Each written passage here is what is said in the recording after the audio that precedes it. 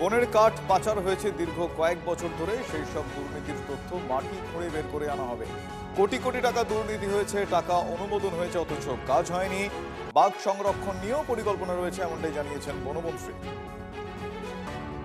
Mangrove আমাদের সুন্দরবনে একের পর এক ধ্বংস হয়েছে, চুরি হয়েছে এবং যার জন্য ভয়ঙ্করভাবে বন্যা পরিস্থিতি তৈরি হয়েছে। ম্যানগ্রোভটা রক্ষার জন্য কি চ্যালেঞ্জ আপনার?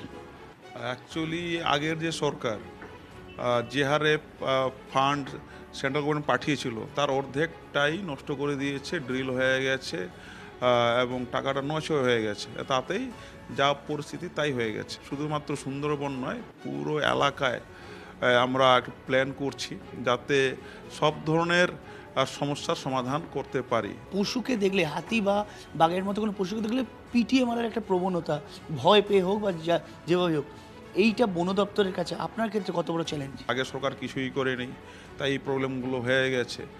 আর উল্টো দিকে যেটা বাঘ, যেটা আমরা বলি রয়্যাল বেঙ্গল টাইগার, সেটা প্রায় শেষের দিকেই।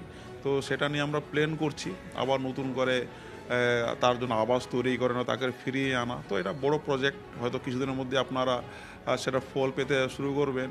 আমাদের প্ল্যান আছে যে নতুন করে বাঘ সেখানে ছাড়া 1-1.5 মাসের মধ্যেই ভালো খবর পেতে পারেন। সেটা প্রসিডিওর চলছে, হয়তো কিছুদিনের মধ্যে আপনারা ভালো কোনো খবর শুনতে পারবেন। বিভিন্ন বক্সা বা বিভিন্ন জায়গা থেকে যে বন চুরি হয়ে যাওয়া, গাছ চুরি হয়ে যাওয়া, সেইটা প্রতিরোধের কোনো ব্যবস্থা নেওয়া হবে? আমি লড়াই করব এবং কোনোভাবেই যেন সেখানে দুর্নীতির বাসা না বাঁধে সেটা আমি দেখব, এবং যে ধরনের দুর্নীতি হয়েছে সেটাকে অবশ্যই খুঁড়ে বের করব।